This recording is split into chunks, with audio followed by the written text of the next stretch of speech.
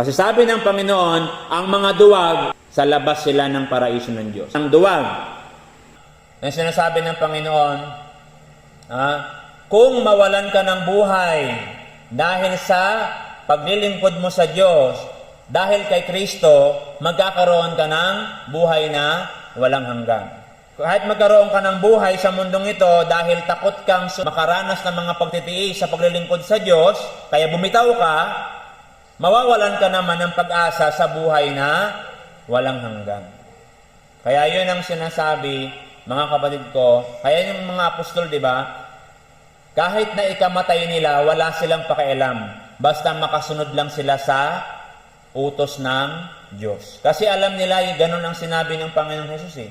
Kaya yun ang sinasabi, huwag mong ipagpapalit ang walang kamatayan at walang hanggan sa mayroong katapusan. Ano ibig sabihin nun? Huwag mong ipagpapalit ang paglilingkod mo sa Diyos at ang Diyos sa pera, kayamanan, at mga kalayawan sa mundong ito. Kasi yung mga pera, kabuhayan, kalayawan, sa mundong ito, hindi ka kayang bigyan ng Diyos. Pero yung Diyos, kaya sa iyong ibigay lahat ng yan. Yung pera, kabuhayan, kalayawan sa mundong ito, hindi ka kayang bigyan ng buhay na walang hanggan. Pero yung Diyos, kaya kang bigyan ng parehas, buhay na walang hanggan at grasya sa mundong ito. Yung pera, kalayawan sa mundong ito, lahat yan ay mayroong katapusan. May iwan mo rin yan, wala kang madadala kahit isa pag namatay ka. Kahit na patong-patong isang kwarto pa ang titulo mo ng lupa, pag namatay ang isang tao, saan siya ililibing? Sa kapirasong lote. Saan napunta yung tambak-tambak niyang titulo? May madadala ba siya kahit isa? Wala. Kahit na isang kwarto pa yung libreta di bangko mo sa ganun kadami ang pera mo, pag namatay ka, kahit isang 5 na butas, wala kang madadala sa kabilang buhay. Ano lang ang tanging madadala ng tao?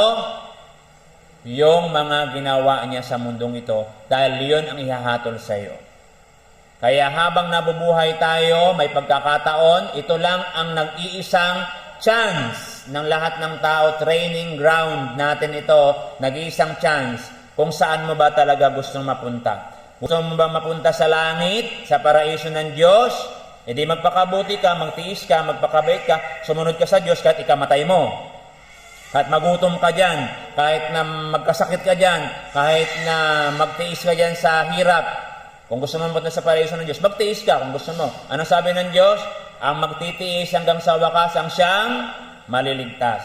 Ngayon, gusto mo ba sa impyerno? O di, huwag ka maniwala sa mga nangangaral ng Biblia, tapos magpakasama ka gamit ang pera mo, magpakalayaw ka, magpakasarap ka sa mundong ito, huwag ka maglingkod sa Diyos, tawanan mo yung mga nangangaral ng Diyos, pagtawanan mo yung Diyos, at huwag ka maniwala sa mga tinuturo ng Diyos. Ayan. Kung gusto mo mapunta sa impyerno, ikaw ang mamimili. Ito lang ang buhay natin na ito. Swerte mo kung bigyan ka pa ng Diyos ng chance, magkaroon ka ng ikalawa, ikatlong buhay. Paano kung wala na? No? Karamihan, ito lang ang nag-iisang buhay natin na chance natin na maigagawa natin sa mundong ito. Dahil pagkatapos na dumating ang panahon, ng takdang panahon na mamatay ka na, yun na rin ang katapusan ng iyong paggawa. Wala ka nang magagawa. Maghihintay ka na lang ng iyong hatol. Ayan. Maliwanag po ba? Ayan. Aral ng Panginoong Diyos kung ano ba yung mangyayari. Ano yung mga nangyayari? Ano yung mga nangyayari? At kung ano yung mangyayari sa hinaharap ng buhay nating mga tao. Sa makatuwid, ang buhay natin hindi natatapos sa mundong ito, kundi meron pang kabilang buhay at magsisimula pa lang yun. Imagine, mula ng panahon ni Adan ng mga nagpakasama, nakakulong dun sa kulungan mula ng panahon na yun, hanggang ngayon nakakulong sila doon. Imagine yung hirap na yun. Kung kailan pa to abutin na hindi pa magunaw ang mundo, kung kailan pa. Kasi wala naman nakakaalam kung kailan magugunaw ang mundo. Ang sabi sa Biblia, walang nakakaalam kailan ang end of the world. Hindi alam ng mga anghel, hindi rin alam ng Panginoong Hesus. Ang nakakaalam lang ng oras at ng araw ay ang Diyos Ama lang. Pero yung mga signs na malapit na, pinaalam sa Panginoon. Yun nga yung tinuturo ng Panginoon.